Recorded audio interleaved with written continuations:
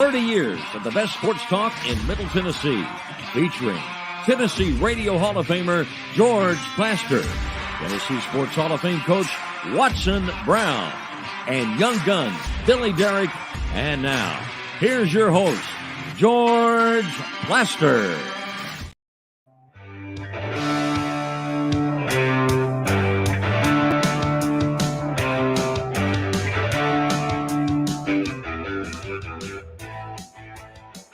Hello again, everybody. Welcome in. It's a beautiful Wednesday in Nashville. Temperature up into the 80s. It's starting to feel like summer.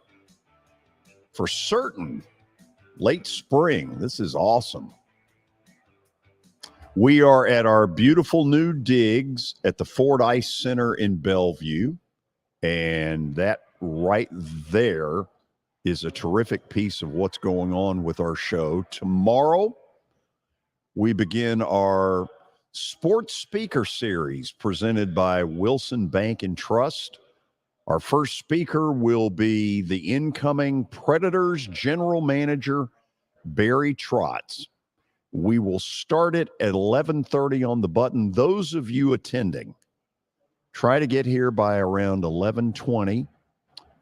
Because we will begin right at about 11:30 on the button. And we will have close to 150 people in here for what ought to be a terrific event. Very excited. Our whole staff very excited about what's coming with this. Let's head to Murfreesboro. Say hello to Kelly Holcomb, who is with us for the next 3 months or so as Watson Brown goes on the senior PGA Tour. He probably could. He probably could. I hear he's pretty good. But Kelly's pretty darn good as well. Kelly, how you doing? I'm good, man. We need to get on the golf course. Maybe not you, but I need to get on the golf course with Watson, see how that goes. I think that'd be a good idea. I want to know. I want to know what kind of knowledge you spread to the students at Tennessee yesterday with your overwhelming knowledge of marketing. Did you spread knowledge to them? I'll be honest. I thought my role was a complete waste of time. They looked bored as hell. Did you really? I could see that. I absolutely can see that. I've been anxiously awaiting to. Yes, I know you have. Yeah, I've been anxiously awaiting to ask that question. I've been anxiously awaiting to see you because your picks absolutely stunk last night. They were horrendous. Terrible. We were. And I kept looking at the scores on the drive back from Knoxville going, oh, Lord, Kelly is going to dust me. I mean, I thought Vegas was as close to you saying a book it ever. I thought it was. Raced. They got hammered. Boat raced. And then the Knicks got boat raced. Hey, I got one for you. You ready? Yeah. This is from Adam Sparks up in Knoxville, although he's in Cincinnati. Funny moment during the NCAA hearing lunch break caught by the keen eye of Brent Hubbs. Tennessee had a lunch spread outside its meeting room. Random guy walked by and stole a bite. Then his wife returned and grabbed a cookie. No one stopped them, so the whole group camped out over the food.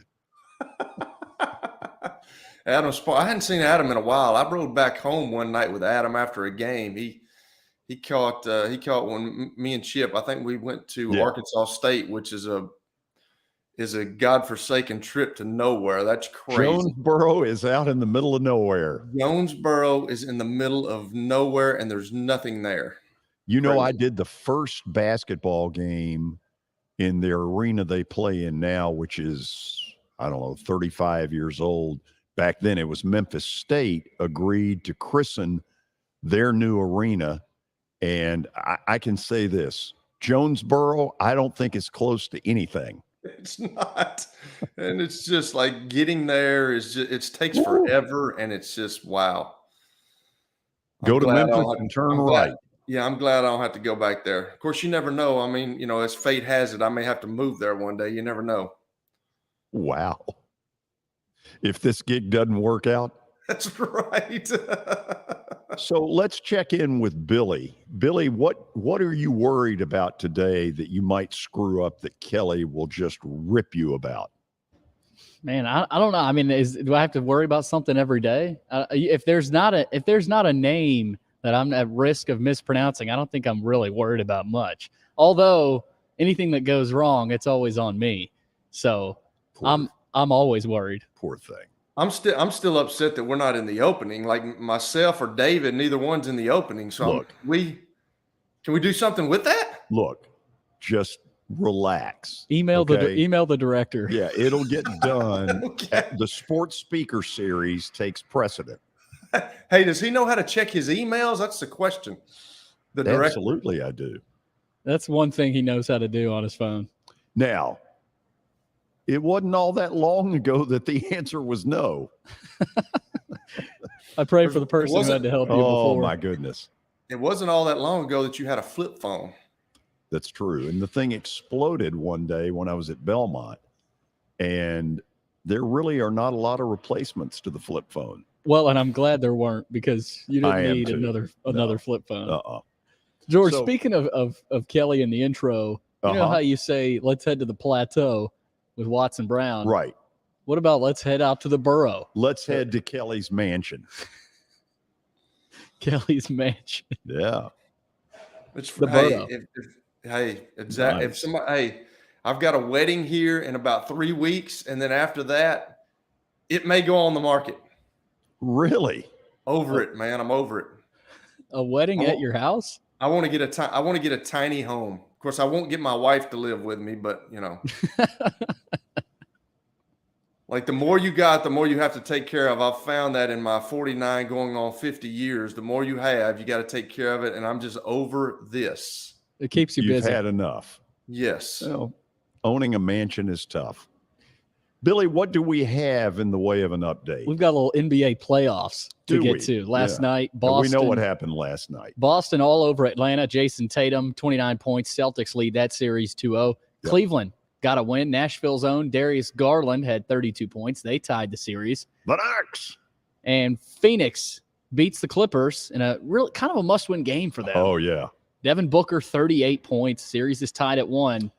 From about the 5-minute mark of the first half, when they were down 10 to the end of the game, they were hooked on phonics. Yeah, they played really well. Yeah. Devin Booker played really well, and they got, of course, I think Kevin Durant scored 25. He didn't touch the game. He didn't touch the ball in the last 5 minutes of the last game. So their coach, obviously Devin Booker was scoring, but they got, Kevin Durant involved as well, who's one of the great shooters. I mean, the guy, what is he, 6'11"? He weighs 187. He is a beanpole. I mean, good, but you're talking about good, man. The guy is good. He can shoot, and that was a must-win. I mean, that was a must-win before they go back to L.A. Which leads us to the old Grizzlies. The Grizz, game 2 tonight without Ja Morant. Am I not mistaken there, David? I don't think Morant's going to be available tonight, so. Well, hold on. Does David have breaking news in that area? Well, he can provide a little confirmation, maybe. Right.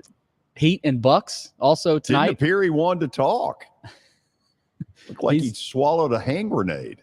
He's upset because he's not in the opening. That's why he's not talking. Because he's not in the opening?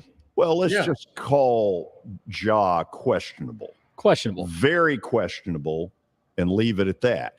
Can they win without him? Oh, I don't know.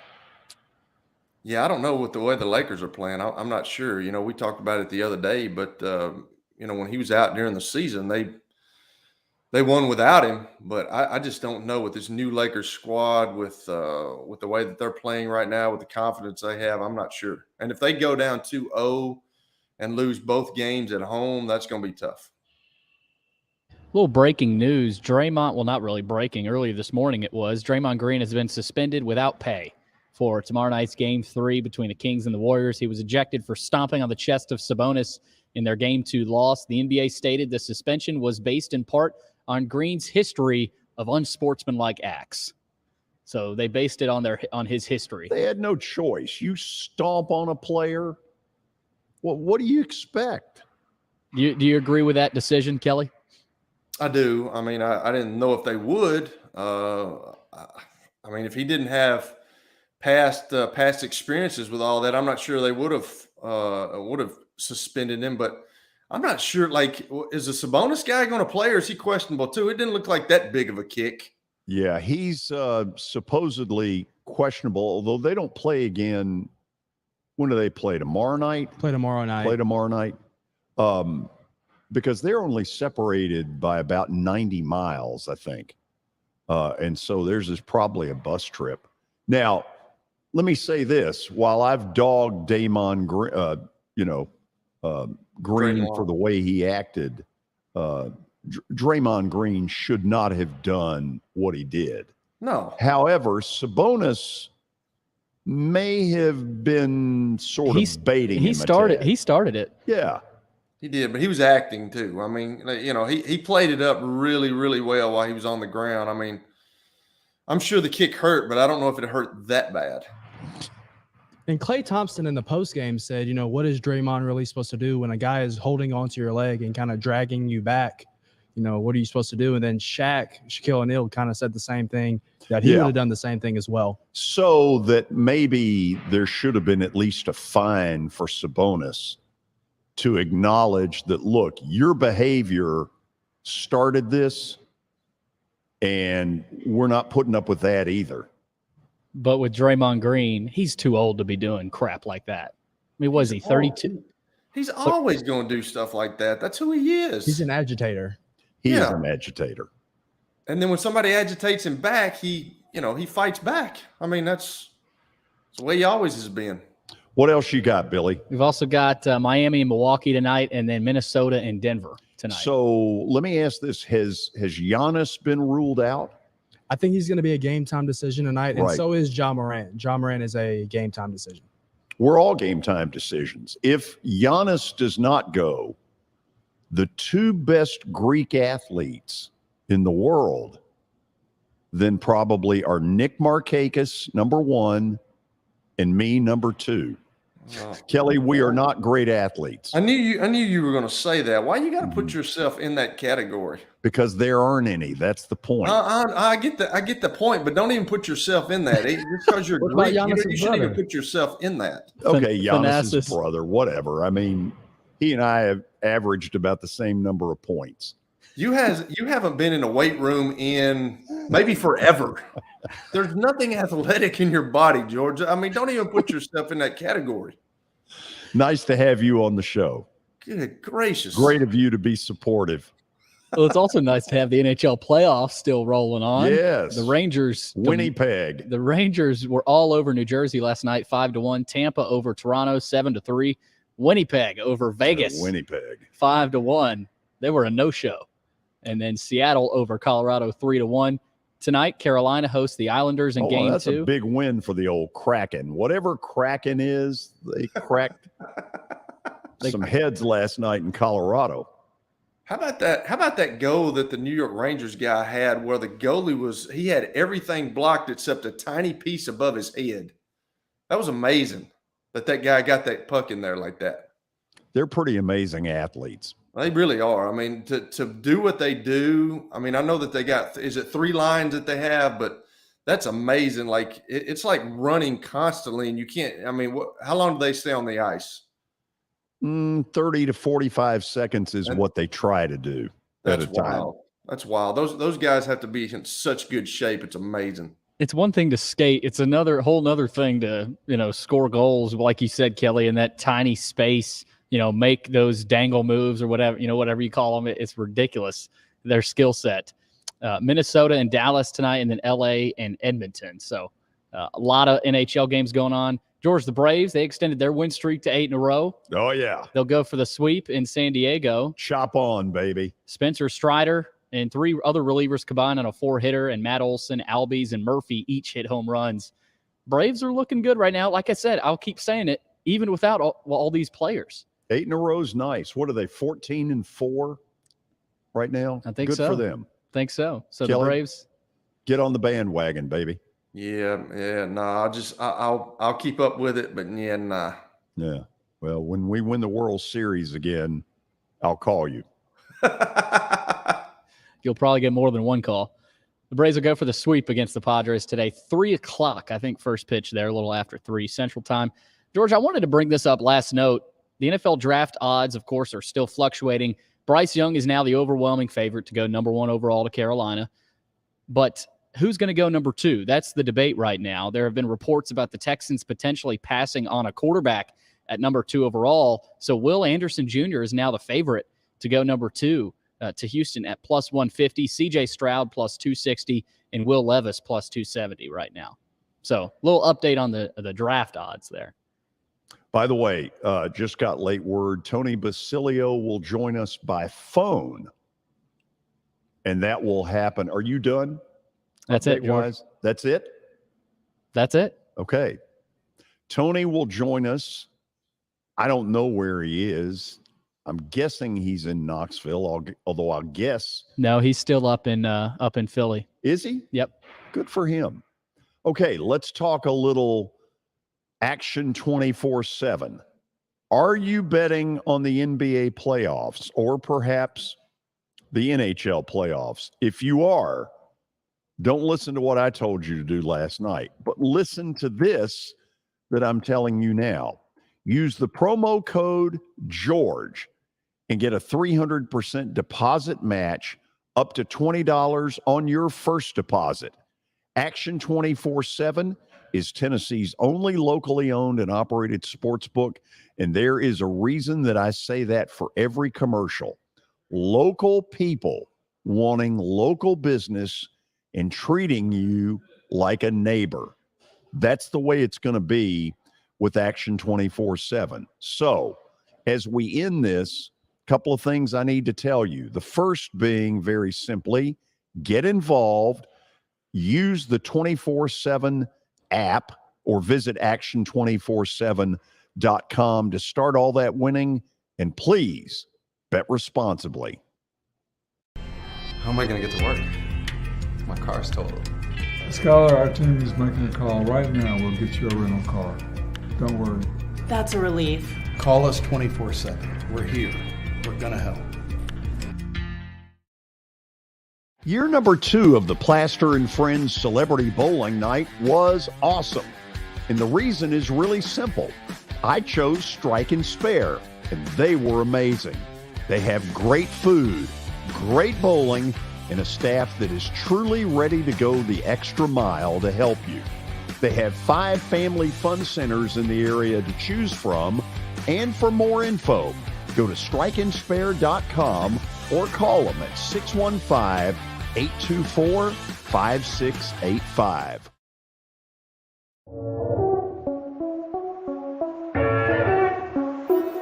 Now that the weather has gotten considerably warmer, there's not a better place to spend a morning or an afternoon than Riverside Golf Links.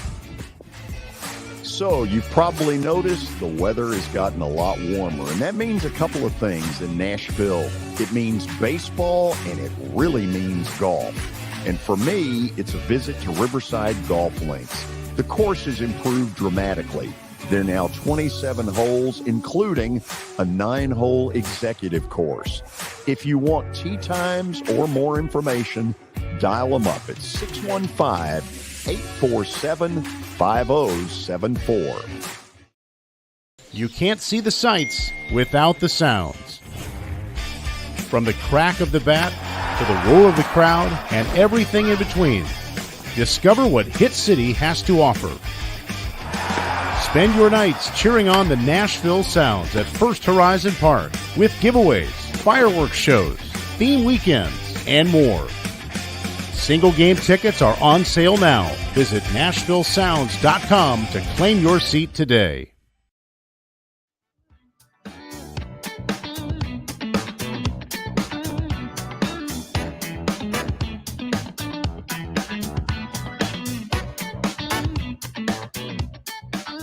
Boy, this upgraded music is just such a welcome feature to the show, Kelly. I feel like I'm in the 70s. That's not all bad. No, it's not. I was born in the 70s. Better music. That's right. You went to high school in the 70s, didn't you, George? Yes, I did. Huh. Battleground Academy. Don't you forget it. So let's head, I think, up to Pennsylvania, where Tony Basilio is, at least I think he is. Tony, is that correct?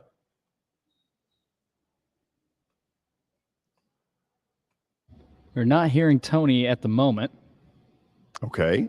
You can blame that on me, I guess, Kelly. Oh, there's no question. You're getting blamed whether it's your fault or not. I'm not totally sure why. Well, let's see if Adam Sparks put out any other people that were stealing food at the big hearing. The Paris Peace Conferences, as you know, going on in Cincinnati. Wouldn't you love to be a fly on the wall for that stuff, Kelly? Yeah, that'd be interesting to see how that stuff goes. I'm sure you're going to try to get some stuff from Tony about what's going on, but it would absolutely be cool to see what's going on between UT and the NCAA and just how that's handled. So apparently everybody that we talked about last week has ended up in Cincinnati. Philip Fulmer is there. The new athletic director at Tennessee, Danny White, is there. The chancellor, is her name, is it Donde Plowman? Donde Plowman, yep. Plowman, she's there. We think Jeremy Pruitt is there. Derek Ainsley is there. And a bunch of high-priced attorneys are all there, and they've turned the meter on, and they're charging pretty good little sum of money. Oh, you can imagine that meter. That meter runs constantly when you get involved in legal lawsuits. Man, it's amazing how much you have to pay and what you have to pay them for an hour. You're telling me this. Woo! Yeah, I don't. I was going to have to do some stuff this past year, I thought, and it was kind of spooky how much they were going to charge. And I'm like, good. I wanted to say, like, you're not a brain surgeon, Hoss, but you can't say that when you need legal because they'll charge you. Yeah. They'll charge you. You use the word Hoss, they'll double you for that minute. I'm sure. So, Billy, where are we here? Still not getting anything. Still not getting anywhere. Well, should we maybe call him back? I tried that. Try it again? Okay, so. George, what are you paying these guys for? Let's be honest. Billy? Yeah, Billy. Maybe not David. David does a fine job. Billy right now, I'm kind of sketchy of. Are you? I really am. I know he appreciates that. So let me ask a question. I know we're in a little bit of a four-corner stall. Once this hearing is over, does the NCAA very quickly render a decision? Or is this one of these things where, like the Supreme Court, they take it under advisement? Well, the wheels of justice turn slowly is what I've been told. So who knows? It just depends on how bad they've been irked by UT and what has transpired. So you don't really know how the NCAA is going to rule stuff. And I don't know, man. I just hate that. I hate my friends in this situation. I really do. I think he deserves something, but who all knows? Until we were in the meetings, you don't really know what went on, and I don't know. It's definitely a tricky situation, that's for sure, George. Billy, what's the update? Nothing new. Nothing. Well, this should be interesting. The piece of this that is that the University of Tennessee is interested in is the old lack of institutional control. Oh, absolutely. And they don't want to, I'm sure that, obviously with the lawyers that they're having to use, they're having to fork out some money, but they didn't give Jeremy anything of his contract. So I'm sure they're trying to weigh that off as well. It's just a tricky deal. So Tony is with us. Tony, are you up in Pennsylvania still? I am, George. Thank you. Good for you.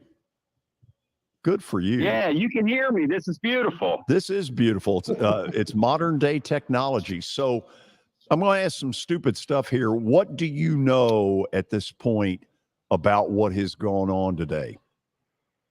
Well, aside from all the perp walks that we've seen and Fulmer walking in there with Jeff Haygood, which I literally would pay an admission price to see that. But aside from that, I know we all kind of know about the same stuff because they don't let anybody in. It's extremely tight-lipped. Anything that happens in there is going to be spun one way or another. Until the hearing's over, no one's going to talk on either side. No one's probably, I would think, even going to leak anything to the press for failure, for fear that it could come back on them.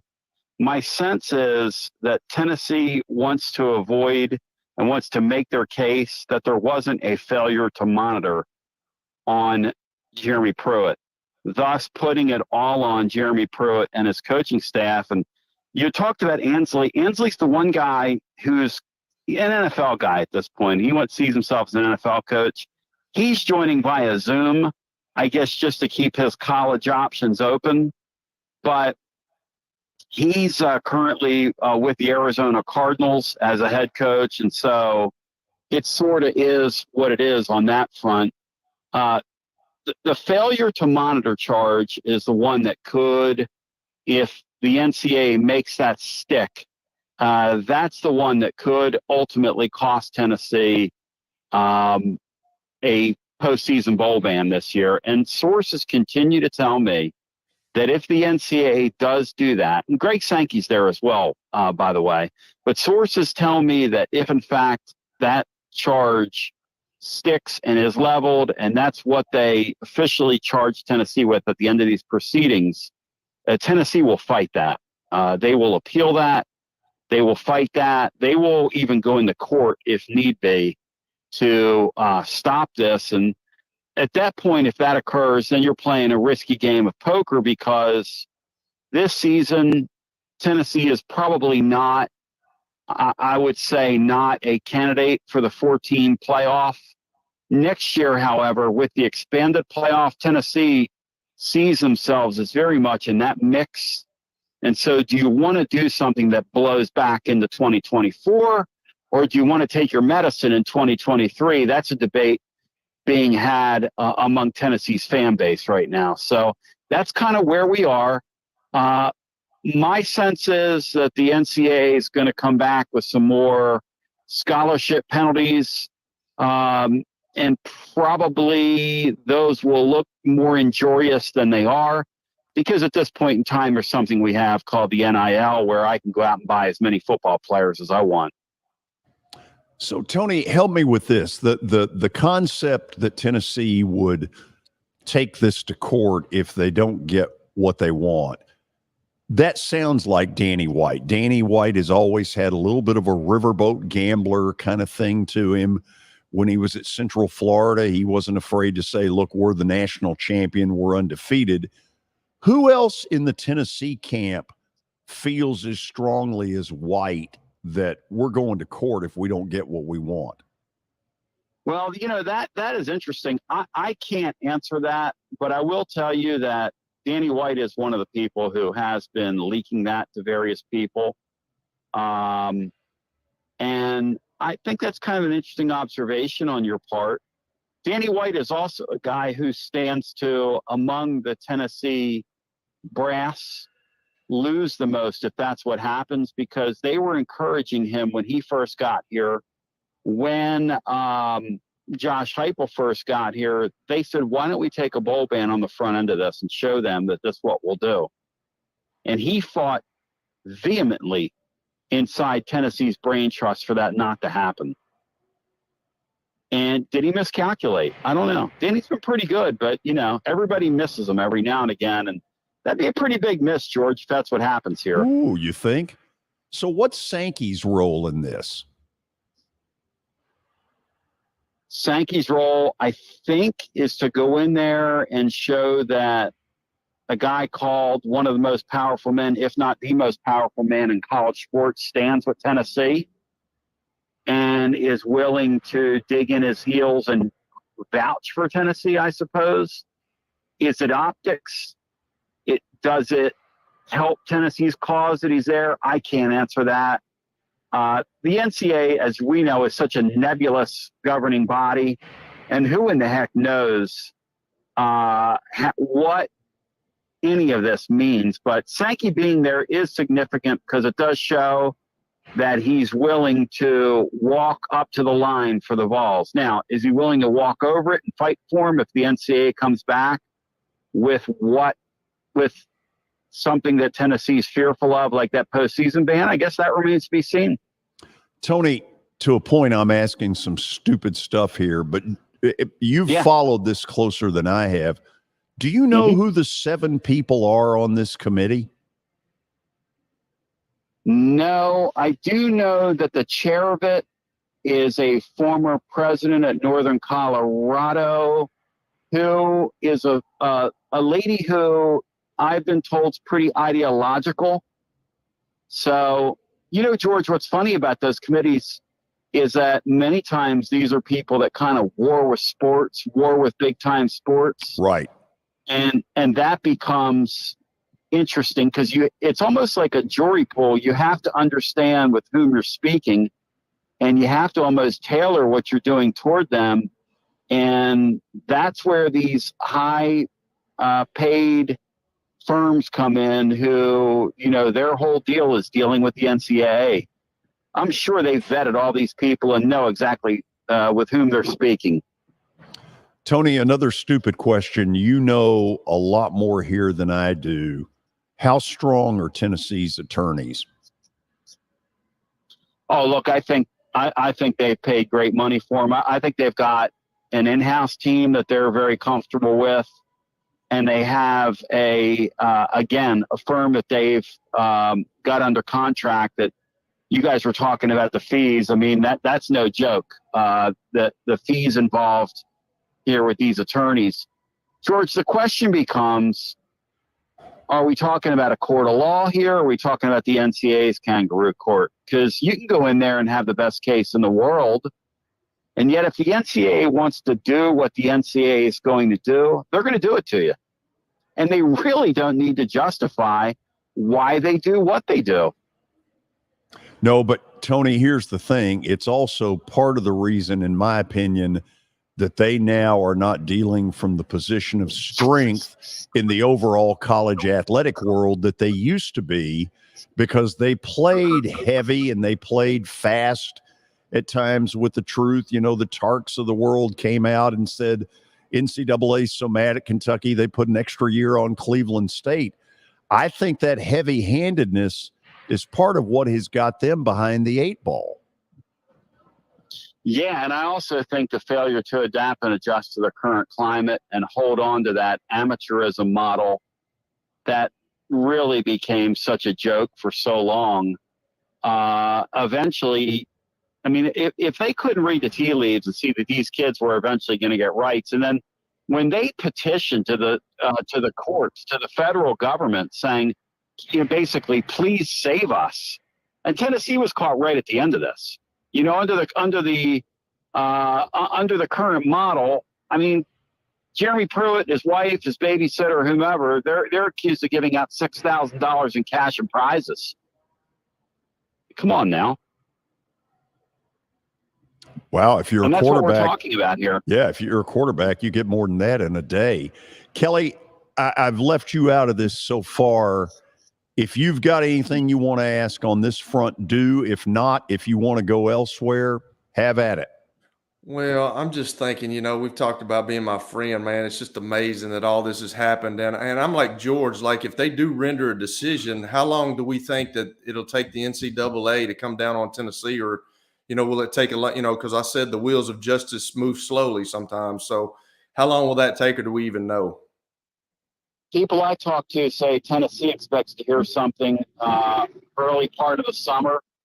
So you're probably talking about June-ish, July-ish at the latest. Oh, I got you. And look, they're going to walk out of that room the next day or so. Now they've got 3 days reserved for them, and they had a lunch break a little while ago. So how long will they go today? Will it drag into tomorrow? Tennessee's going to be at a pretty good idea of how this thing is going to happen. My question is, how much are they going to speak? How much of when they speak is spin, simply because if they think they're in big trouble, they're not going to walk out of there and leak to some reporters that they're in trouble. They're going to say, oh, it went well, with the hopes they can color that. Or they're going to, if they're smart, they would say nothing at all and just allow the process to be the process. On the other hand, if they go in there today and tomorrow and they feel like they've gotten kind of ambushed by these people, you could see them kind of go on the offensive. It will be interesting. But to answer your question, June-ish, early July-ish at the latest is when we'll know something. I got you. Well, let's kind of move on to the football side of things with the draft coming up. I know we've talked about Hendon Hooker in depth, but I want to talk about Jalen Hyatt. Obviously a slight guy, can run, versus Cedric Tillman, who was injured quite a bit, but he kind of reminds me of kind of like an Anquan Bolden type of receiver. Mm-hmm. So I know that Jalen Hyatt has got the big name right now, and Cedric Tillman's kind of down on the draft board. But how do you see those guys? Where do you see them going? How do you compare those two guys? Because for me, I think Cedric Tillman, with his catch radius, with his size, may be a better pro than Jalen Hyatt. It just, time will tell. Kelly, I couldn't agree more. And furthermore, I'm such a big believer in body when it comes to the NFL. Yeah. And look, if a Hyatt gets in the right system, he gets in Kansas City, he gets with Miami Dolphins, he gets in the right system, and you use him as a weapon to take the top off defenses, there's no question he could help you and be a very productive player in that league. If you take a guy like that and you need him and rely on him to catch the ball in traffic and things of that ilk, I don't think he's going to be your guy. Tillman is somebody who's going to be able to make interior plays in the NFL, and he's also going to be able to catch the ball out on the boundary for you. So I think you're right. In terms of Hyatt, I think Hyatt right now is probably an early to mid second round pick based on what I can tell. And Tillman is probably going to go a little later than him in the second round, but be a second round pick nonetheless. The thing about Tillman is that he and Mingo from Ole Miss at the top of the draft are two of the few what you'd call big wide receivers. There are a lot of those Hyatt types.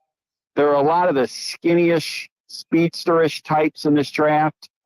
There are very few of those big guys that you're talking about. And for my money, I would 10 to 1 rather have the big guy than the skinny guy at that level. Yeah, that's what George and I talked about yesterday when we were talking about stuff, because you look at the receivers with the Tennessee Titans, you look at receivers, all the speedy guys are little slot guys in this year's draft. There's not really big guys. And then you got a Cedric Tillman. So I'm kind of like you. I always like bigger guys. But one of my best friends was Marvin Harrison, who is in the Pro Football Hall of Fame, and he was not very big. So, that's a tough call right there with needs. But when you got little guys, you might have to change your offense, as we were talking yesterday with the Titans. So I'm like you. I'm a big guy receiver. Well, and my question for you guys is, what are the Titans going to do in that first round? Do you think they're really going to pull the trigger on Levis if he's there, like some are saying?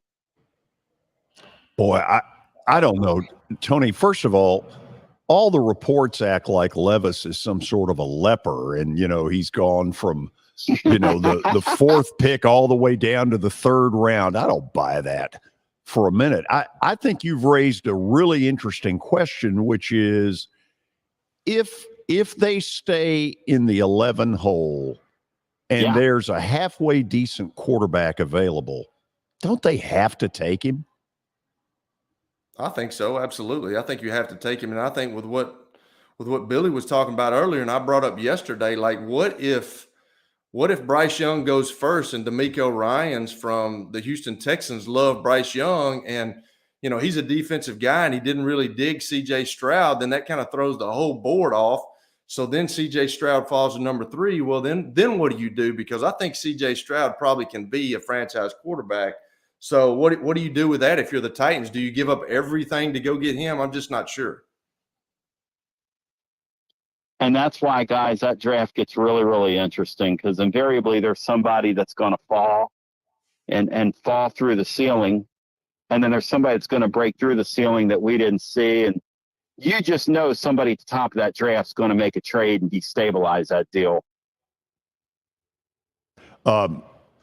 Kelly, can I ask one last thing before we let him go? Sure. Tennessee-Vandy this weekend in Knoxville. Tony, I've got to believe that atmosphere is going to be crazy. It would have been crazy, George. Our fan base is pre-medicating for that series, George, as if it's a trip to the dentist. It is, this thing is like a baseball colonoscopy at this point. I mean, Tennessee last night got blown out in their own building by a Tennessee Tech team that it had 10 wins on the year, 10 wins, 24 losses coming in. If Tennessee Tech's conference tournament was played tomorrow, they would not qualify for their own conference tournament. And they almost run-rolled the Vols in Knoxville last night. And Tennessee is just playing woeful, dead-to-the-world baseball. Just really – George, you know how, like, sometimes when your team falls – and baseball can be like that. When your team has an accumulation of bad things that go against them, it just looks like it's all going to fall in on them. And so far, it has been one of those seasons for Tennessee, offensively, defensively, and literally every other way. But, yeah, George, about 3 weeks ago, that was going to be a really energetic atmosphere. I still think people will be there. I think that first game for Tennessee is critical. If they can get that first game, they keep that crowd in it. If Vandy jumps on the Vols early Friday night, you could see that place empty out pretty quickly. By the way, Tony, the big event last night in Knoxville was not the game. I spoke to a sports marketing class at the University of Tennessee, and Kelly is going to give you a report on how it went. It didn't go very well because none of them listened. I mean, I can't even believe they asked George to go speak at that. Like, I mean, they're scraping the bottom of the barrel when they asked George to go do something like that. I mean, George, is that a class people like pay for, or what? Is that like for credit, or? I never got I don't know. I know that when we asked for questions, nobody raised their hand. And at one point I said, we will pay you to ask a question. And it didn't work. That's always a good feeling. That's always a good feeling. I've done some of those. And at the end of it, when you're looking at everybody and they're looking at you glassy-eyed like, will you please get out of here? That's a great feeling, George. But it's also, Tony, the other one is if you speak to a civic club and you see somebody who's 110 years old in the back and they're doing this, they're going, and you can hear it. Yes. That is never a good sign to how your talk went. No, but I've actually had George people like do the get out of here sign and walk out of the room on me. So that's always fun. I felt like it would probably be like the Billy Madison movie where the guy at the end of the movie, the professor said, I feel dumber. Well, and I think they did. I do think they felt dumber. Exactly. I'll also say this. I don't think anybody jumped to say, I want a career in radio. I never saw any. Hey, George, then you did your job last night. You saved a few lives. Well said. Tony, if somebody wants to listen to your show, how do they do it? I'm over at tclub.team. Again, tclub.team. And I really appreciate the opportunity, George. Thank you. Oh, it's the other way around, Tony. You've been awesome. Thank you for joining us. Hey, have a great day, guys. Thanks. Tony Basilio, Knoxville sports talk show host up in Pennsylvania where he grew up. Kelly, after the break, we're going to check in on ESPN's, and it is a little early for this. It's never too early. It's a little early. Top 30 college football teams. Hell, we're not even through spring practice. Nope. Stay tuned. As the trusted premier custom home builder in Middle Tennessee, Donnelly Timmons has over 20 years of experience in the industry. Whether you're looking to build your dream home or renovate your current home, their team will ensure that every client and every remodel is unique, luxurious, and completed on time within budget. Founders Dustin Timmons and Joey Donnelly have over 25 years of construction experience in the Nashville area. Together, they have completed projects in Forest Hills, Oak Hill, Green Hills, Franklin, and Brentwood. Dustin and Joey believe that communication is the most important aspect of all construction projects. Therefore, they personally manage each project themselves and are involved in job site activities on a daily basis. Their commitment to quality and integrity has earned them an outstanding reputation among their clients. Contact them to set an appointment for a free consultation or to view some of their completed projects. Give them a call at 615-456-7983 or log on to DonnellyTimmons.com.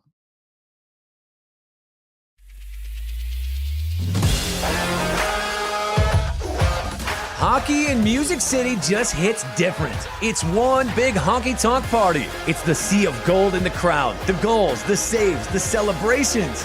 It's an experience like no other. Experience Predators hockey all season long. Visit NashvillePredators.com/season tickets and join the Loyal Legion today. That's NashvillePredators.com/tickets, and we'll see you at Bridgestone Arena. For over 35 years, Wilson Bank & Trust has been committed to providing customized banking solutions to help individuals, families, and businesses in Tennessee achieve their goals. As your full-service community bank, we are proud to offer loans with competitive rates, local decision-making, and fast, friendly service from our experienced lenders. No matter where you are on your financial journey, Wilson Bank & Trust is ready to help you take the next step. Visit your nearest Wilson Bank & Trust office or online at wilsonbank.com to get started today. Member FDIC, Equal Housing Lender. Family owned and operated for more than 2 decades, Alaco Fine Wood Floors is Nashville and Middle Tennessee's choice for premium quality hardwood floors. Since 1995, Jimmy Alaco and his army of employees have embodied the approach of taking pride in one's craft and providing superior customer service, growing from a one-man shop to a team of 23 professionals who share the founder's passion for quality craftsmanship and customer satisfaction. If you are interested in contacting them, you can find their headquarters at 2505 Winford Avenue in Berry Hill, or give them a call at 615-356-0303. Again, that's 615-356-0303, or log on to AlacoFineWoodFloors.com. Alaco Fine Wood Floors, serving Middle Tennessee's hardwood flooring needs since 1995. At Baird, we have a different slant on global financial advice. That global capabilities mean nothing without personal attention. We have investor relationships in 35 countries and market expertise in over 40 industry verticals, all to help make the most important investment connections of all, yours. Global financial advice with a client-first approach. It's the shape of things to come. Discover the Baird difference at BairdDifference.com.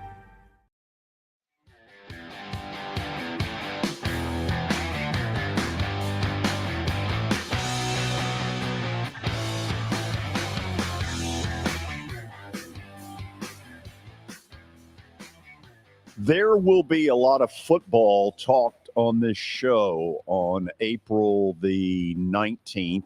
Yeah, it's a little early, but what the heck. ESPN put out a poll, I think yesterday, of their top 30 preseason rankings. And look how many SEC teams were in there. No surprise on the top 4, Bama, Georgia, LSU, Tennessee. Florida a year ago, really not very good.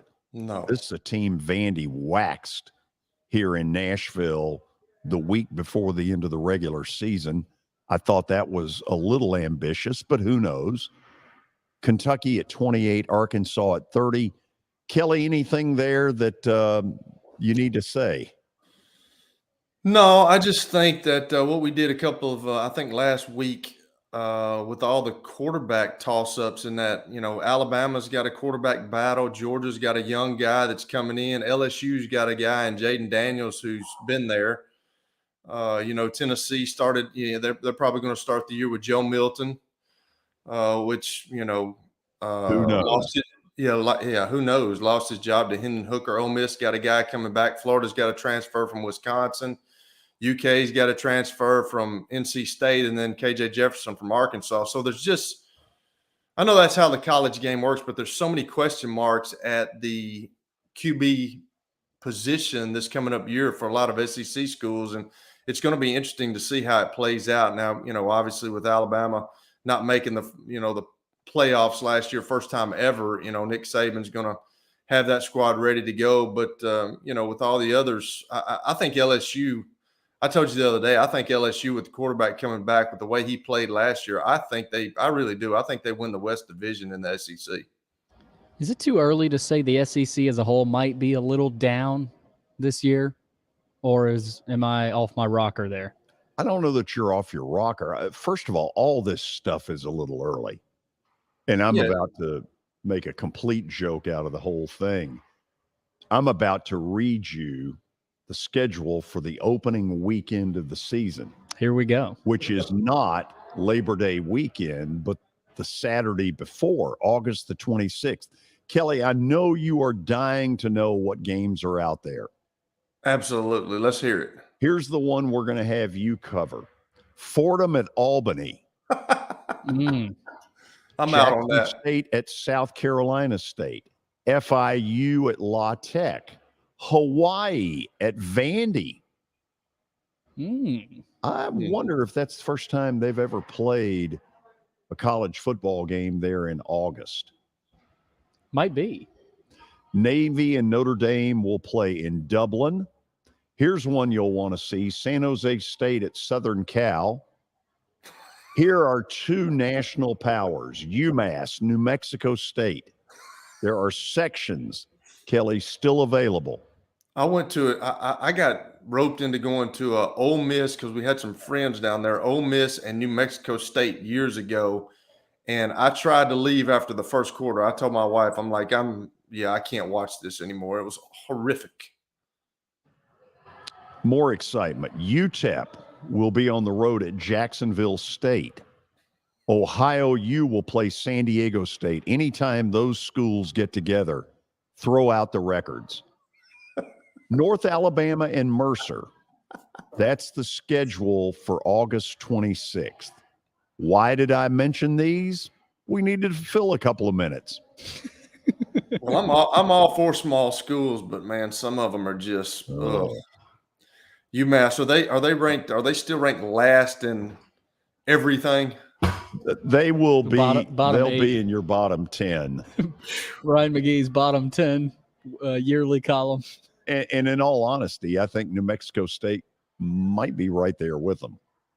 New Mexico State's awful. They were when I saw them. Now I'm sure they've gotten a little bit better, which I don't see how you could get any worse. But yeah, I would like maybe cancel the pro. I don't know, man. It's hard to say. I understand that that's a big money maker for schools, but man, they were really bad that year. Answer me this. To start the 3 o'clock hour, we will, of course, have Kelly Holcomb's World of Football. Yeah. Will it be better than this segment? Who knows? It all depends on you. You know what I'm saying?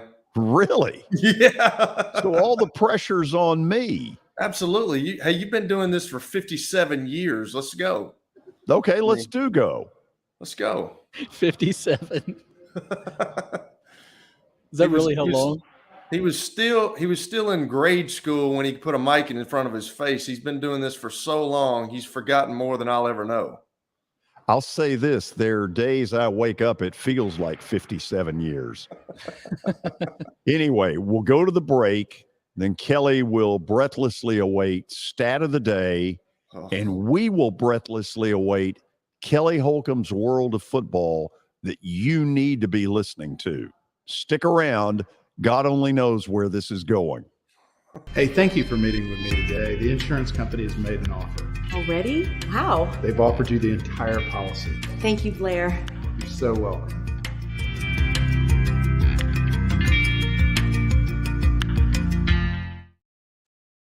Forget the fact that Sir Speedy Music City is owned by my BGA classmate James Warren.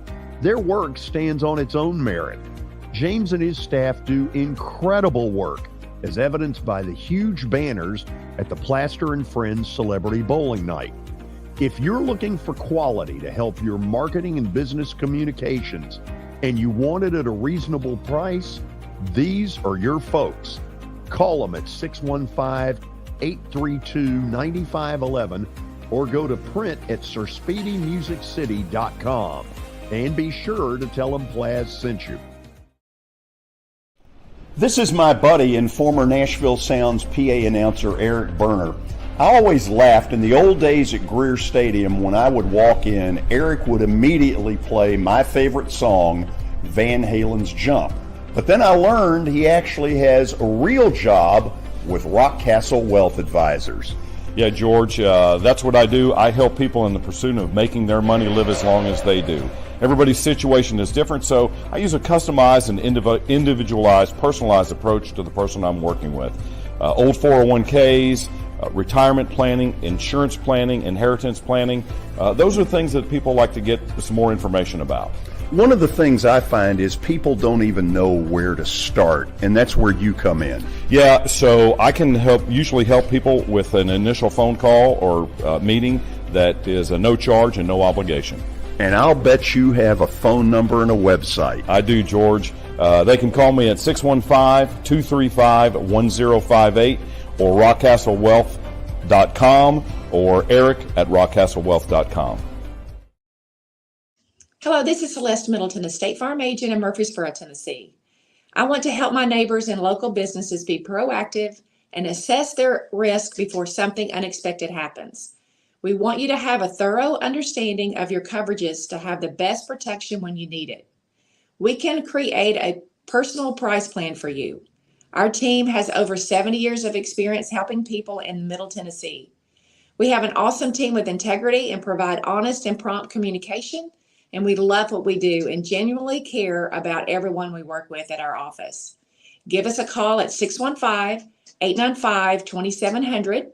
Send us a message at celestemiddleton.com or walk in at our office at 803 North Thompson Lane in Murfreesboro. We would love to earn your business. Welcome to John English Antique Sports and Cards, located at 204 East Depot Street in beautiful downtown Shelbyville, Tennessee. Their phone number is area code 931-492-4304. John, obviously, I've been blown away by what I've seen at your place. I've now been there 3 times. But for the person who's never been, what should they expect? Well, we have a 3,000 square foot store, George. Half of it is vintage cards in all sports. And then half of the store is, a lot of people call it the museum, where there's a lot of early equipment and just the history of sports in general. Baseball, football, basketball, golf, tennis, and other items. When somebody comes in there that you know is a big sports fan, what is their normal reaction? Well, I think that they're pleasantly surprised, and of course, being in Shelbyville, Tennessee, which is a small town that you would never expect a shop like we have to be in. So they're kind of, I don't want to say blown away, but as I said, pleasantly surprised.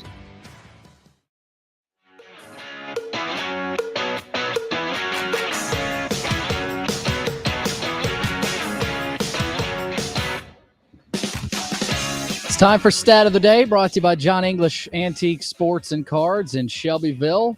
You can find them out there, 204 East Depot Street. They're open during the week, Tuesday through Friday. Also on Saturdays, so go check them out and give them a call at 931-492-4304.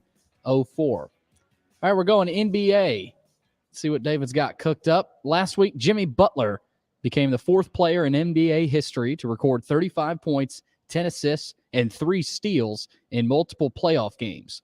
Can you name the 3 other players to accomplish this? 3, that's multiple answers, Kelly. I hear you, Billy. Thanks a lot. First of all, Kelly, I think he showed you a lack of respect, as though you were too stupid to figure out that if it said 3 others, that it's multiple. So have at him. If you want to trash him, go right ahead. He said he doesn't like the ones with 15 answers. I mean, I really don't. I mean, can we just have like one yesterday, like one answer, which was great? I loved it. Like, name one of the 3. You know what I'm saying? Like, why do we have to name all 3? Well, first of all, the people watching this know damn good and well we're not going to get all 3. No, absolutely. I mean, that's okay. The joke's on us. Sadly, it is. Okay. So, Kelly, I want to throw a couple of names at you, and you tell me what you think before they start all the gonging. Okay? I got some names. Okay. The first one, you think Magic Johnson's on there? I think Magic would be on there, yes. Is Magic Johnson on there? God. How about Larry? Would Larry Bird be on there? Whoa. Hold on a second.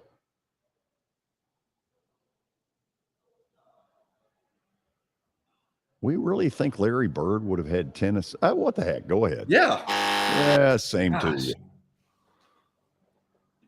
Kelly, here's one I'm thinking about. Just between you and me, and not these 2 clowns over here. This name was brought up yesterday, by the way. One of the answers. You think Allen Iverson could be on there? You guys are making this way too hard. Okay, fine. Okay, so if we're making it way too hard, so then I'm going to go Michael Jordan. Nice. I'm going to go LeBron James. Nice. Now, who's the third? Kobe Bryant. This third's not as easy, but Jordan and LeBron, 2 for 3. Okay, go ahead. And reveal. Hold on. The third is still active. Steph Curry. And this Steph Curry. Jimmy Butler. You love Jimmy Butler. I do love Jimmy Butler. Is it Steph Curry? No. Keep going. Western Conference. Klay Thompson? No. Whatever. I'm tired. And he's still playing now? Think about a stat stuffer. Kawhi Leonard. Nope. Stat stuffer. Go ahead and reveal. People are Russell Westbrook. Oh, who never met a shot he wouldn't take. Mm-mm. Wow. Okay. Kelly, I think, first of all, congratulations to you. You did a fabulous job. Nice. Maybe that'll get Kelly going. Yeah, appreciate it. More excited for future stats of the day? Not really, no. That doesn't get me excited at all. One answer question from now on. Or just like maybe get 2 of the 3. Like if I got 2 of the 3 today, we would have got it. You know what I'm saying? Like you did get 2 of the 3. I know, that's what I'm saying. But like, you know, when you got these things that have there's 9 people, can you name all 9? We don't need that. Right. I'll take it under consideration. Yeah. Thanks, David. We'll hand it. We'll give that to the panel. Go to the committee on that. You're on my side, David. It's a moment that I can honestly say not one person has said they have awaited. However, it's a moment you have breathlessly awaited.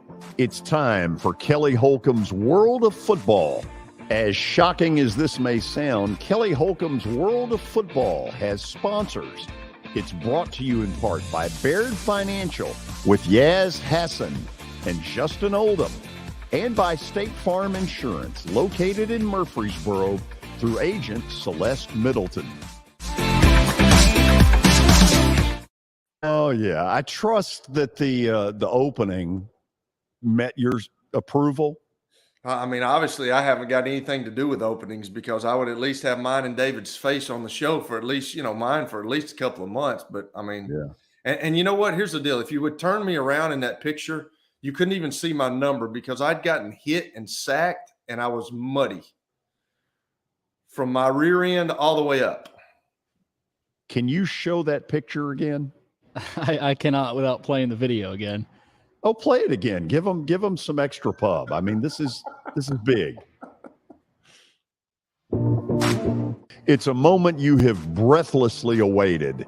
It's time for Kelly Holcomb's World of Football. As shocking as this may sound, Kelly Holcomb's World of Football has sponsors.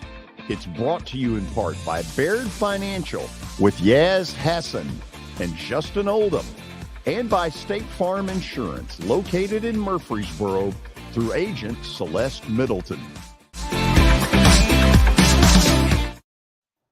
I'm guessing that picture was in the playoff game against Pittsburgh, and your uniform was a little dirty. Yeah, it was. That was. Yeah.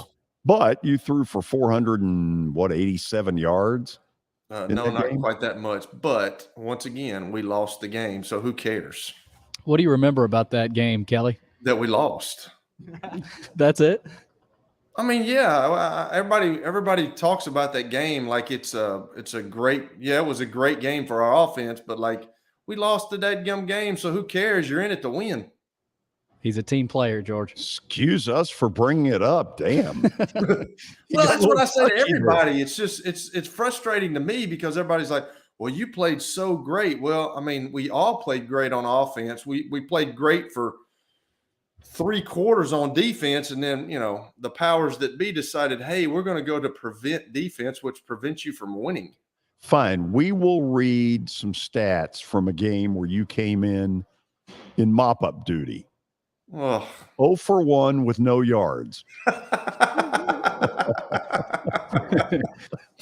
Okay. I want to ask this seriously as part of Kelly Holcomb's World of Football. If the year stopped tonight at midnight, would the sports story of the year be Damar Hamlin? Yes, I don't think there's any question. With what we saw that night in Cincinnati, you know, it puts humanity, like we're all out on the football field, and I was a former player, but you remember seeing all those guys. I don't want to bring bad stuff up to people, but, you know, everybody came together at that. It was just the Cincinnati fans and the Buffalo fans and the whole NFL community got together because, you know, he said in an article yesterday, you know, he actually died on the field. They had to do CPR. They had to revive him.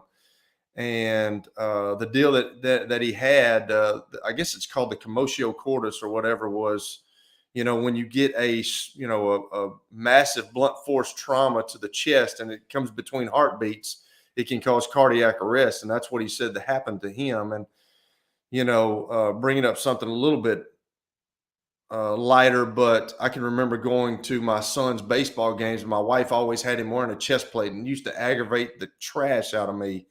But that's a leading cause of death in young athletes when you're playing baseball, because if you get a shot back on the pitcher's mound, say you're, you know, pitching, or you get a shot at shortstop and the ball bounces up and hits your chest, I mean, it can stop your heart. And then the next 6 or 7 seconds, I mean, you fall out. And that was, I don't know, it was really scary. It really brought humanity in. It really brought football into, hey, this is not really important as someone's life. And I was just amazed that we all came together. We were all concerned about him, and it's just amazing what he's done. You know, the doctors cleared him to play. They showed pictures up in Buffalo where he's doing the off-season program now, and you know, he's anxious to get back on the football field. And you know, nobody ever thought that he would play again. And you know, I'm sure people are saying, why would he do that? Well, you know, as you're a competitive person, you want to get back out there on the football field. And you know, the doctors do such a tremendous job in all professional sports, especially in football, of putting you through the rigors of, you know, putting you through all those tests and making sure everything's going. They run you through a lot of tests, and they take your blood. They give you a physical examination. So, I mean, he's ready to go back. But, yeah, I have to say that was the biggest sports story of the year. And it might be another big sports story with him coming back to play, George. It was just it was amazing, all the support that he got and everything that went on. And, you know, I just remember those guys being on the football field. And I thought to myself, I was really worried about that because, you know, nowadays moms don't want little Johnnies playing football, and they've made the sport so safe. But when you have a hit like that, and, you know, it was a hit. I can remember seeing T. Higgins go into him, and, you know, you don't want to make a hit like that, but I don't think that Damar Hamlin thought that he was going to come in like that, and he hit him right in the chest. and it looked like a train wreck, a car wreck from where his chest just concaved and his helmet came over. It was just it was one of those deals that was horrific, and I'm glad it turned out the way it has. Kelly, I watched the press conference yesterday, and there are two things that struck me in this. Number one, yeah, I had heard the name Damar Hamlin before the injury happened. I knew virtually nothing about him. Right. I'm convinced this is one of the all-time terrific human beings that God ever put on this earth. If you listen to him yesterday in that press conference and the level of gratitude that he showed to so many people, man, this is one unbelievable human being. Yeah, and I think just talking to people, I think that's the kind of kid that he is. He played at the University of Pittsburgh, obviously, and then goes on to Buffalo. But, that's why the guys were so emotional. I mean, first of all, it's their teammate, and you just don't know what's going to happen. But, from what all he's been through and coming back from, and he's trying to get awareness out there and just the things that he has done, it's pretty amazing that God has given him that platform. And it is a real thing, for younger kids about protecting your heart when it comes to stuff like that. I'm alluding to what I alluded to earlier, but my wife used to make me so angry because my son and myself were running late for a game, and she was like, "Have you got his chest protector?" And I'm like, "We didn't bring that thing. He doesn't need it." And she was like, "I'm bringing it. We got to have it on." And yeah. When something like that happens, it kind of puts everything into the realization of, hey, man, this can truly happen. And, football was put on the back burner when that happened. And it was just, it brought humanity at a standstill. Everybody was for him. I can remember, Sports Center, everything. They brought guys. Dan Orlovsky, I thought he did a really good job coming on Sports Center and talking about it, and then even praying, which I thought was great because, nowadays they're trying to take all that stuff out, but I thought he did a great job with that. And it was just, it was something that happens that, we are grown guys that are playing this kid sport and we're getting paid handsomely for it. But, you got so much testosterone running through you, and we all think we're invincible at that point. And it just shows you that things happen. No matter what sport it is, sometimes things happen that you just can't control. And I'm just glad that it turned out the way he did. And he's such a good human being. And that obviously put things in perspective for him. Well, Ryan Clark and Scott Van Pelt, I thought, were phenomenal too. Oh, Kelly, phenomenal. late at night, because everybody's watching, right? I mean, everybody wants to hear what's going on. And you're just talking about the night the incident happened. Oh my God. Yeah, I thought that's a great point, Billy, because I thought Ryan Clark, I even said it on the radio to somebody. I thought he was phenomenal that night because nobody had the words of what was going on. I mean, Joe Buck and Troy Aikman were on the air, and it was something that we've never seen before in that sport. The world stopped and just everything was super, just towards him, everything was super elevated towards, getting him well and finding out what's going on. And, they were really mum about all that. And I thought Ryan Clark did a terrific job that night. Here's the other thing that blew me away, and this may not have gotten to some of you all. I would like to think that, as Kelly said, after 57 years in broadcasting, that I can do a lot of public speaking. One of the problems, God did not make us all the same. Some people are very stoic. Some of us are pretty emotional. At times, I can be a waterworks show if the emotions are moved. Kelly, I've done 4 eulogies. I don't ever want to do another one. The hardest one involved the late, great C.M. Newton. How in the world he got up yesterday and never came close to losing it. I'm in my den and I'm about to lose it. And I'm like, how did he do that yesterday without a waterworks show?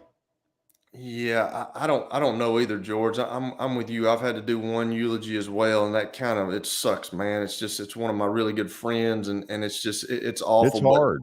Yeah, I'm emotional too. I didn't know how I was going to get through that, but I think sometimes God gives you what you need to get your point across and to keep you obviously somber in that, but to keep you focused on what he was doing. And that's obviously what happened to him yesterday. But it's just amazing all the things that he's gone through and all the support that he's gotten that he's able to do to try to get back out there on the football field. That's kind of amazing to me. And, we all wondered if he would. Everybody's forgotten about it now, but then he shows back up and he's playing football again, which I think is awesome because that's what he was put here on this earth to do. And he's obviously put here on this earth to do, to give, some focus on what happened to him and to bring some attention to, to young kids and to, it can happen to anybody. And it's just, I'm glad that it has turned out the way it has turned out. Amen.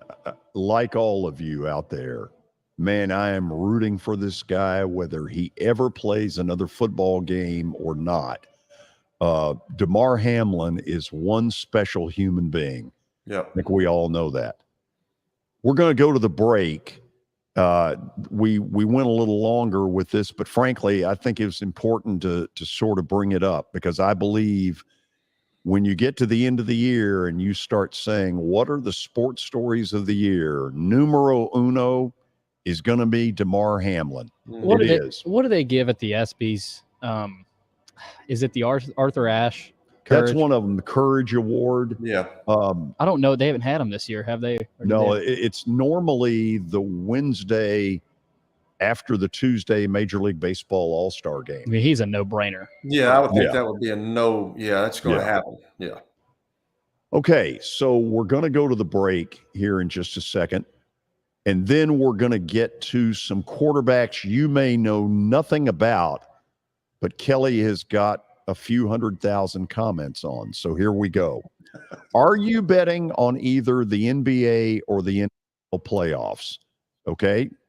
If you are, then today at Action 24/7, you need to use the promo code George. That's right. Get a 300% deposit match up to $20 on your first deposit. Action 24/7 is Tennessee's only locally owned and operated sports book, and that's true. If you want to deal with good folks who are local, folks who will treat you as though you're a neighbor, this is where you need to go. Download the app or visit action247.com to start all that winning, and please bet responsibly. How am I going to get to work? My car's totaled. Skylar, our team is making a call right now. We'll get you a rental car. Don't worry. That's a relief. Call us 24/7. We're here. We're going to help. Year number 2 of the Plaster and Friends Celebrity Bowling Night was awesome. And the reason is really simple. I chose Strike and Spare, and they were amazing. They have great food, great bowling, and a staff that is truly ready to go the extra mile to help you. They have 5 family fun centers in the area to choose from. And for more info, go to strikeandspare.com or call them at 615-824-5685.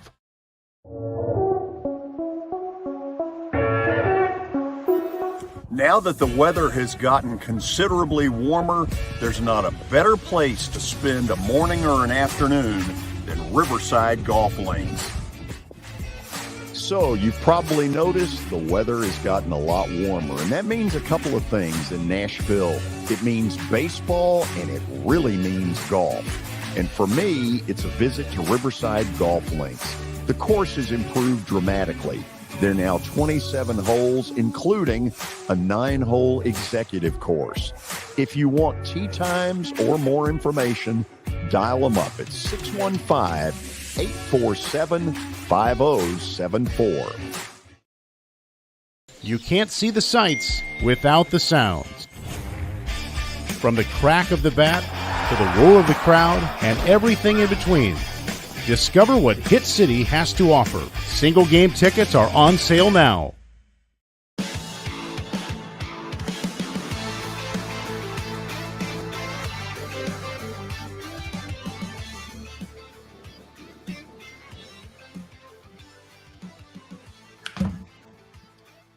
We're back. This is exclusive coverage of Kelly Holcomb's World of Football. Why is it exclusive? Because nobody else would dare air this. Do you like that? Hey, your brainchild. This is your brainchild. Quit making fun of it. I'm not making fun of it. Yeah, you are. Very good segment. I know how you are.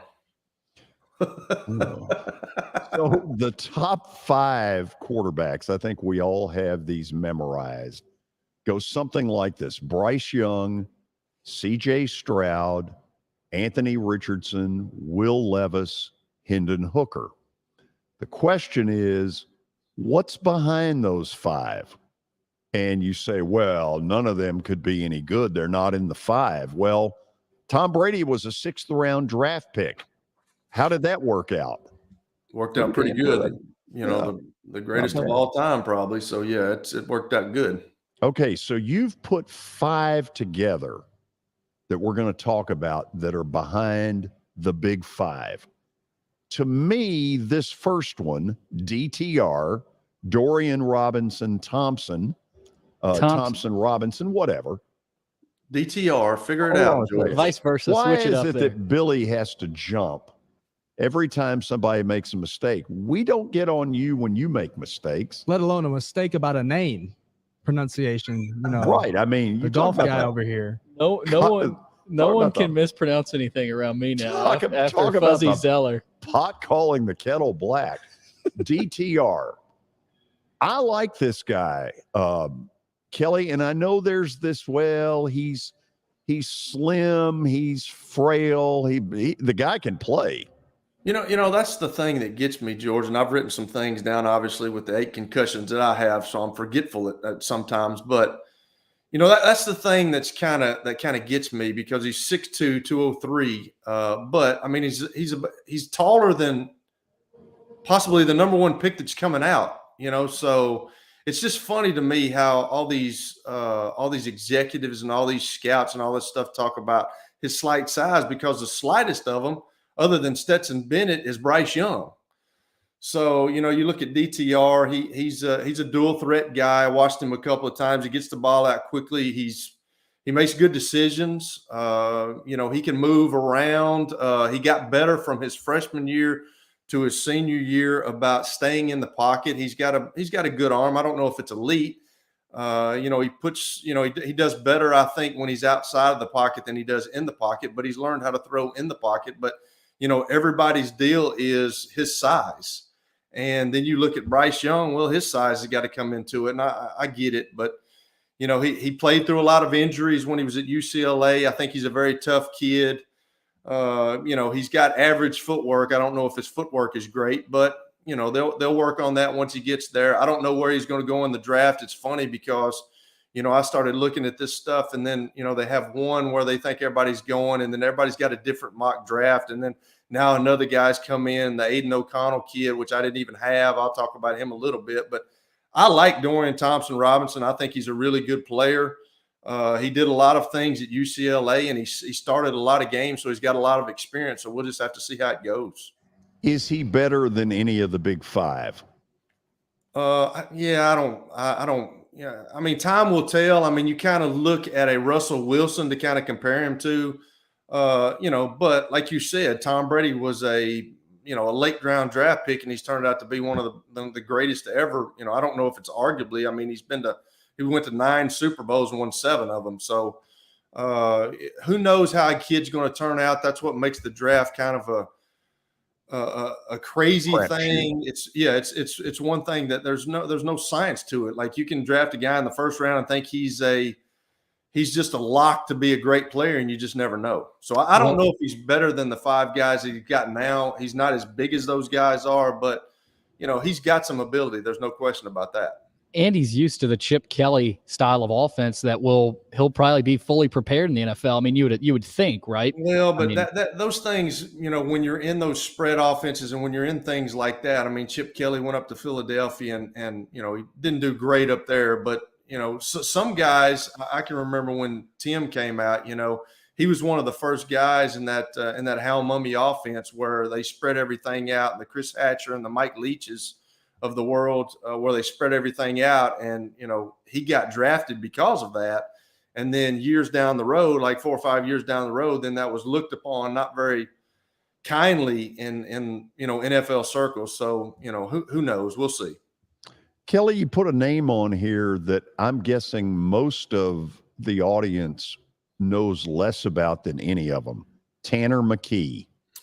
Yeah, Tanner McKee's from Stanford. He's a big guy. He's 6'6". He weighs 231 pounds.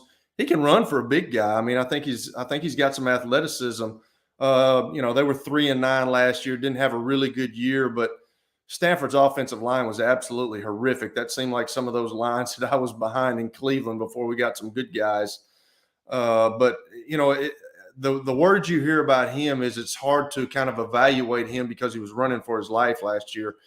Big guy, can make all the throws, can fit them into tight windows. The weakness that he has is when he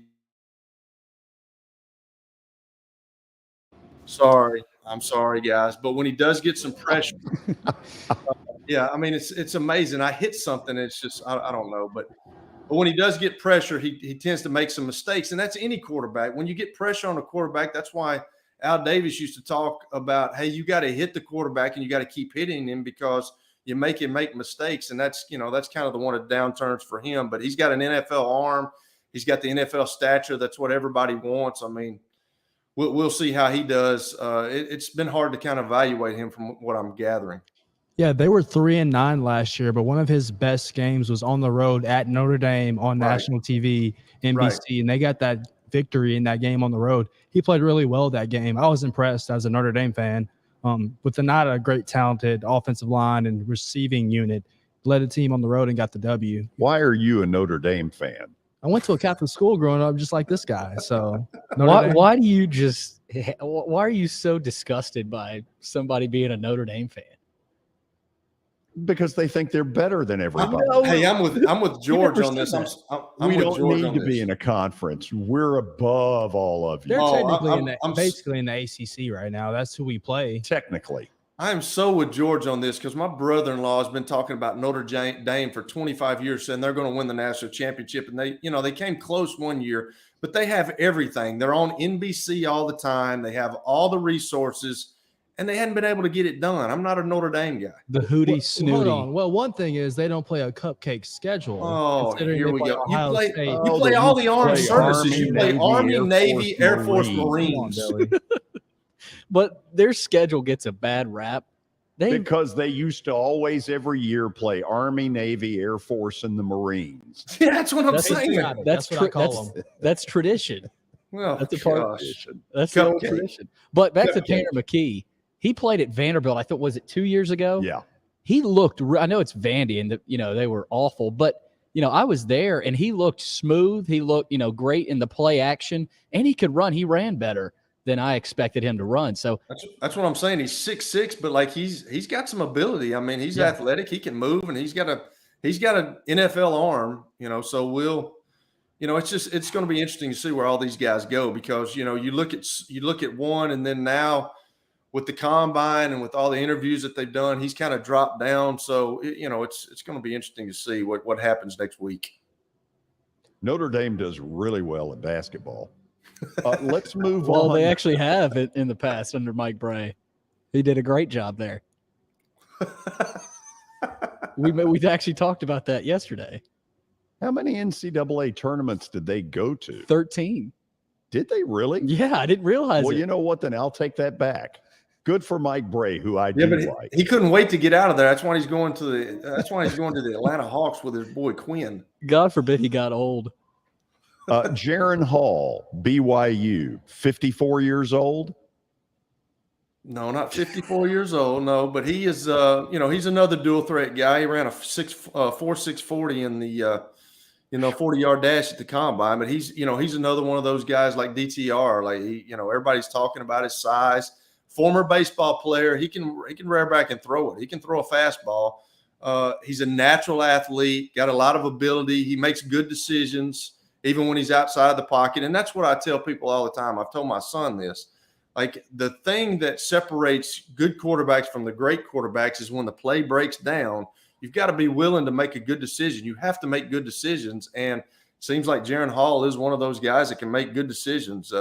He seems like he's like DTR. He's better on the run, better out of the pocket, but it's another deal where he's always going to have to struggle with his size, because I don't know, when you get to that age, I don't know how much more growing you're going to be able to do. He's a little over 200 pounds. He's 6 foot. So, but I like what he did at BYU. He won a lot of games there, and he can make plays when the standard play is under duress. He can get out of the pocket and he makes good decisions. So it'll be also interesting to see where he goes. He's kind of fallen a little bit as well. I thought he was going to be in the top 8. I think he was like ranked 8th or 7th, but I think he's fallen a little bit. So obviously the execs in the NFL have done some interviews with him, and some liked him, some didn't. So we'll see. He's got to break the Zach Wilson BYU quarterback curse. Boy, that can't help him.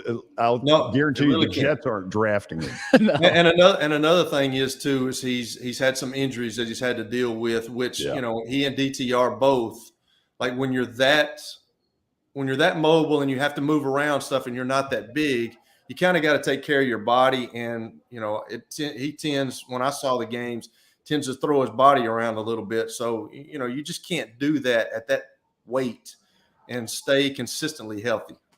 These last two I really like. Clayton Tune at Houston, an offense under Holgerson that likes to get the ball downfield, likes to throw it. Kelly, I think he's pretty good. I like him a lot too. I saw him play. I mean, he's the most experienced of these guys. I didn't realize this, George. He's thrown over 1,500 passes in his career. That's amazing. Ooh. That's crazy how many passes that he's thrown. He's got a good arm. He can throw it into tight windows as well. And the game that I saw, I think it was against Memphis, he made some really good plays. He's a really good competitor, and he sees the field well. He's really accurate with the football, which when you go to the National Football League, you got to be accurate. You got to be, Peyton accurate, Tom Brady accurate, Drew Brees accurate, Aaron Rodgers accurate. And I think he's got that. And I think he's one of those guys.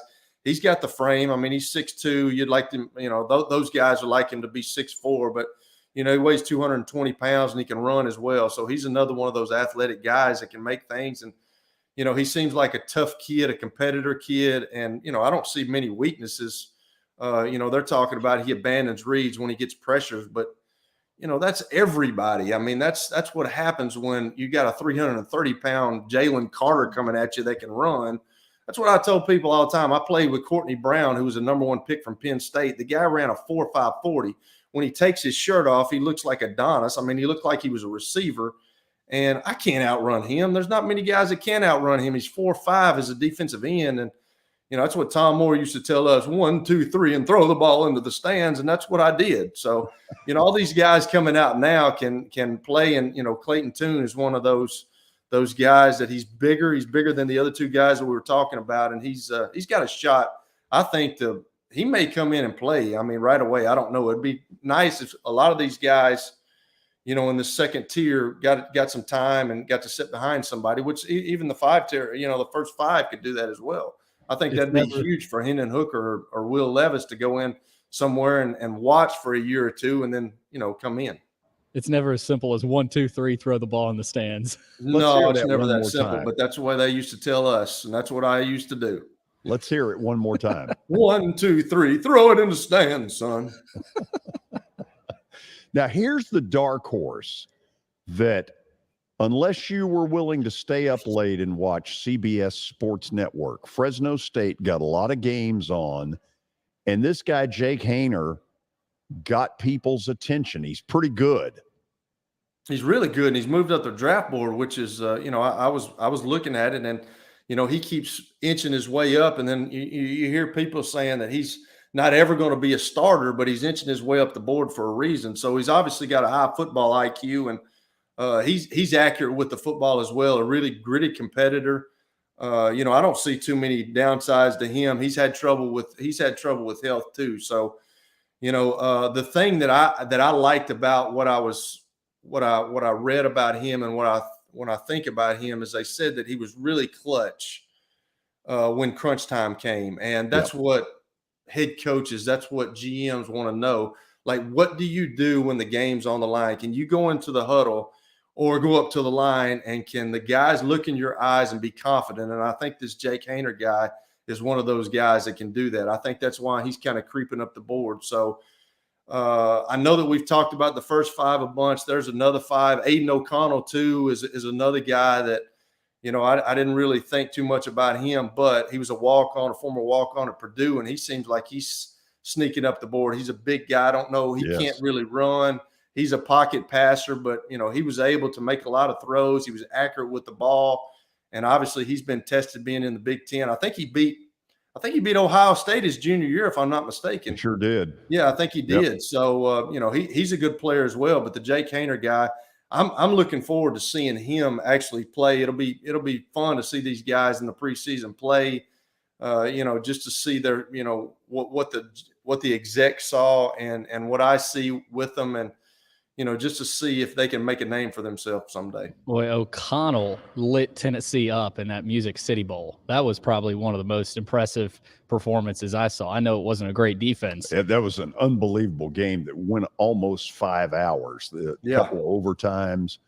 Anyway, that is for today, Kelly Holcomb's World of Football. Kelly, after the break, we will jump on the Hindenburg, which essentially is my 2 bets from last night. Will I rebound? Can it get any worse? No. I don't think so. No. Stick around. As the trusted premier custom home builder in Middle Tennessee, Donnelly Timmons has over 20 years of experience in the industry. Whether you're looking to build your dream home or renovate your current home, their team will ensure that every client and every remodel is unique, luxurious, and completed on time within budget. Founders Dustin Timmons and Joey Donnelly have over 25 years of construction experience in the Nashville area. Together, they have completed projects in Forest Hills, Oak Hill, Green Hills, Franklin, and Brentwood. Dustin and Joey believe that communication is the most important aspect of all construction projects. Therefore, they personally manage each project themselves and are involved in job site activities on a daily basis. Their commitment to quality and integrity has earned them an outstanding reputation among their clients. Contact them to set an appointment for a free consultation or to view some of their completed projects. Give them a call at 615-456-7983 or log on to DonnellyTimmons.com.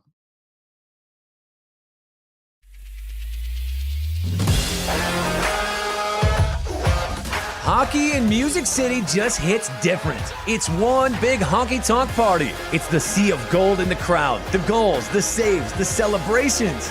It's an experience like no other. Experience Predators hockey all season long. Visit NashvillePredators.com/season tickets and join the Loyal Legion today. That's NashvillePredators.com/tickets, and we'll see you at Bridgestone Arena. For over 35 years, Wilson Bank & Trust has been committed to providing customized banking solutions to help individuals, families, and businesses in Tennessee achieve their goals. As your full-service community bank, we are proud to offer loans with competitive rates, local decision-making, and fast, friendly service from our experienced lenders. No matter where you are on your financial journey, Wilson Bank & Trust is ready to help you take the next step. Visit your nearest Wilson Bank & Trust office or online at wilsonbank.com to get started today. Member FDIC, Equal Housing Lender. Family owned and operated for more than 2 decades, Alaco Fine Wood Floors is Nashville and Middle Tennessee's choice for premium quality hardwood floors. Since 1995, Jimmy Alaco and his army of employees have embodied the approach of taking pride in one's craft and providing superior customer service, growing from a one-man shop to a team of 23 professionals who share the founder's passion for quality craftsmanship and customer satisfaction. If you are interested in contacting them, you can find their headquarters at 2505 Winford Avenue in Berry Hill, or give them a call at 615-356-0303. Again, that's 615-356-0303, or log on to AlacoFineWoodFloors.com. Alaco Fine Wood Floors, serving Middle Tennessee's hardwood flooring needs since 1995. At Baird, we have a different slant on global financial advice. That global capabilities mean nothing without personal attention. We have investor relationships in 35 countries and market expertise in over 40 industry verticals, all to help make the most important investment connections of all, yours. Global financial advice with a client-first approach. It's the shape of things to come. Discover the Baird Difference at BairdDifference.com. Hey, thank you for meeting with me today. The insurance company has made an offer. Already? How? They've offered you the entire policy. Thank you, Blair. You're so welcome.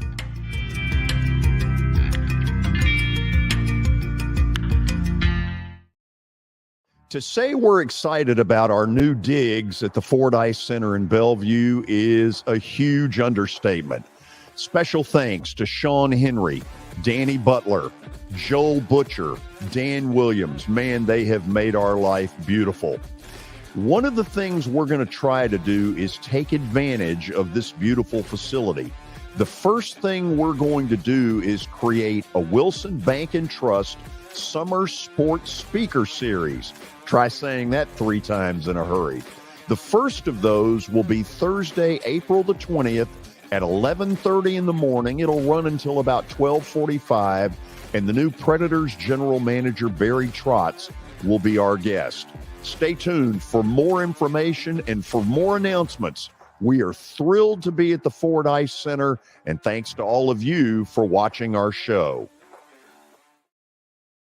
Hello, this is Celeste Middleton, a State Farm agent in Murfreesboro, Tennessee. I want to help my neighbors and local businesses be proactive and assess their risk before something unexpected happens. We want you to have a thorough understanding of your coverages to have the best protection when you need it.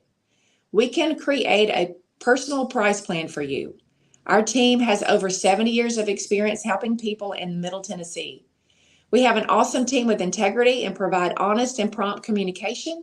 And we love what we do and genuinely care about everyone we work with at our office. Give us a call at 615-895-2700. Send us a message at celestemiddleton.com or walk in at our office at 803 North Thompson Lane in Murfreesboro. We would love to earn your business.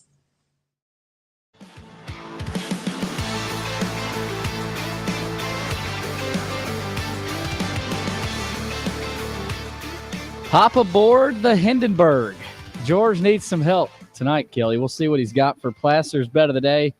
Brought to you by Bart Durham Injury Law. They're your lawyers you can trust. Give them a call at 615-242-9000 or log on to bartdurham.com. All right, let's check out what happened last night. The Knicks lost and Vegas lost. The Knicks. Whatever. So the Vegas one really rattled me, because I really thought Vegas would win. Winnipeg dusted them 5-1. Jets, Jets. Oh, my goodness. And that's who the Predators would have played if they had made it in. They'd have played Vegas. Anyway, Kelly, here's where we're going under the category of this cannot get any worse than last night. It was bad, George. It was really bad. Both teams got boat raced. I hate doing this because I really hope I'm wrong. I'm taking the Lakers. -1. I just think they, right now, they're on a roll. I think Memphis is sort of reeling. I don't know whether it matters whether Ja Morant plays or not. And that's dumb to say, but I'm not sure. They weren't able to beat them with Ja Morant on Sunday. Why do I think they're going to beat him tonight without him? And I know it's a game time decision.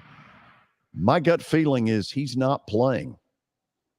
Yeah, and I think we've talked about it a bunch the last couple of days, but I think LA is really good. They're hitting their stride right at the right time. They got these new guys that are gelling well with the 2 top stars on the team. So, yeah, it's going to be tough for Memphis. Here's the one that is going to win. Carolina Hurricanes.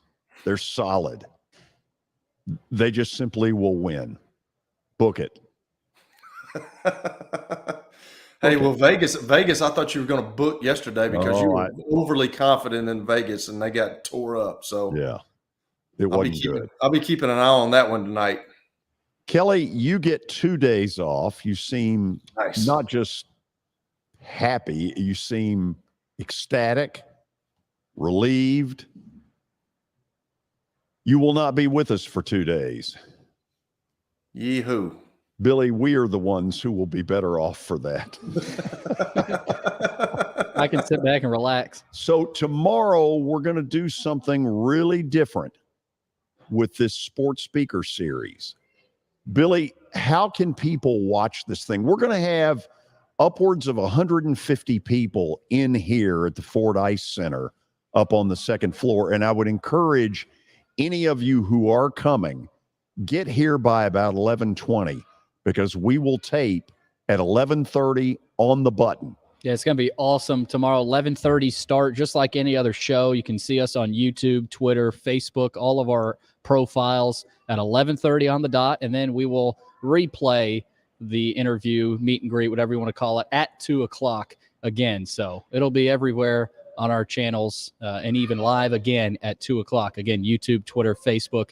We'll have the audio version up on our podcast platform. So if you're not here, you can watch it live as well. Okay, excellent. Do I understand any of that? Not really. George, as I told you the other day, I know you've done this for a long time, just like you've been in radio for 57 years, but don't screw it up. Kelly, thank you. Your confidence level in me is truly heartwarming. Sorry. This is what it is. See you Monday. See y'all. Y'all be good. You know what will happen on Monday? What's that? Kelly's World of Football. Yeah, bring it back, baby. Bring it back. Popular demand. Hey, all of you, thank you for being with us today. Tomorrow, a special day on the show. If you're coming out here, thanks for that. Thanks to the folks at Wilson Bank and Trust. Can't wait to put this show on tomorrow with Barry Trotz. We'll see you then. Good luck.